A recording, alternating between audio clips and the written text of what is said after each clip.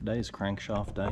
I'm going to try and clean all of these journals up. Gonna degreaser it. Wipe it down with shop rags, try and clean off this stuff here. Like it's already cleaning off just from wiping it with the rag.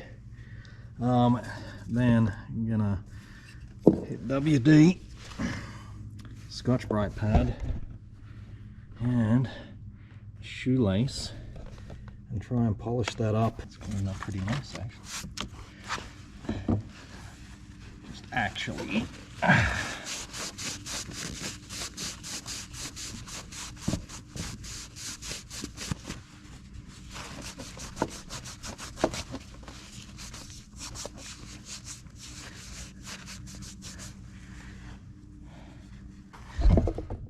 That's looking all right.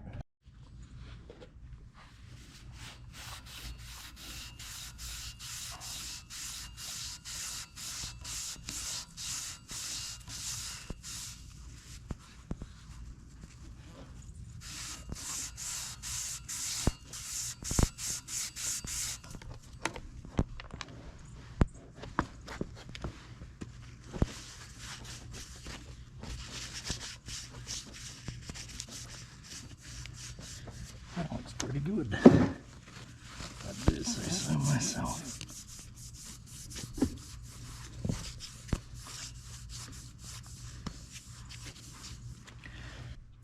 "30 minutes later, and that looks probably as good as it looked the day it came out of the factory. It's just been covered in WD-40 to stop it from rusting. I'm going to wrap it and we'll store this until it's ready to go in. Just pulled out this freeze plug. This was the one that was rusted through. Pulled out this one. It was okay, but from doing one, I'm doing them all. But this, if you're not Canadian or from a northern US state, you're probably wondering why this has a plug-in.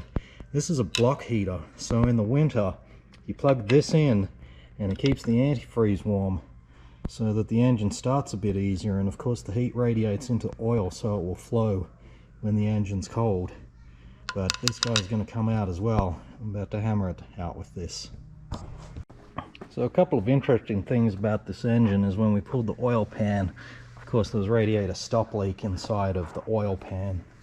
But I don't know if you can, I don't know if the camera's picking that up, but inside the water jacket is all this dirt.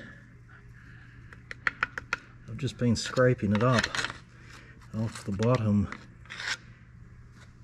of the coolant passages. This is where this is what's falling out, because it's also up in here. This is where it had the rusted out plug. So I'm going to pop out these drains, and I think I'm just going to have to flush this with water until the dirt starts coming out. And then the next thing is to scrape off all of these old gaskets and maybe try degreasing this thing. So we've just finished scrubbing this thing down internally and coating it with degreaser. Now I'm hosing it out. Have a look at all the garbage that's inside this water jacket. Look at this. That. This back cylinder down in there is almost completely filled with just muddy dirt. Look at that. Coming out black. Right. It's almost like someone told whoever owned this car that you could just throw a fistful of dirt in the radiator to stop it leaking. And that freeze plug let go. Look.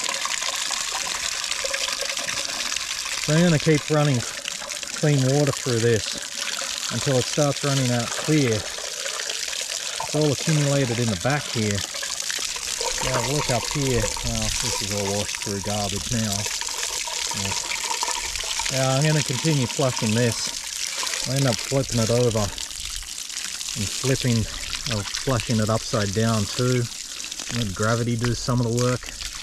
Clean this filthy thing. Yeah, look at that. All the dirt.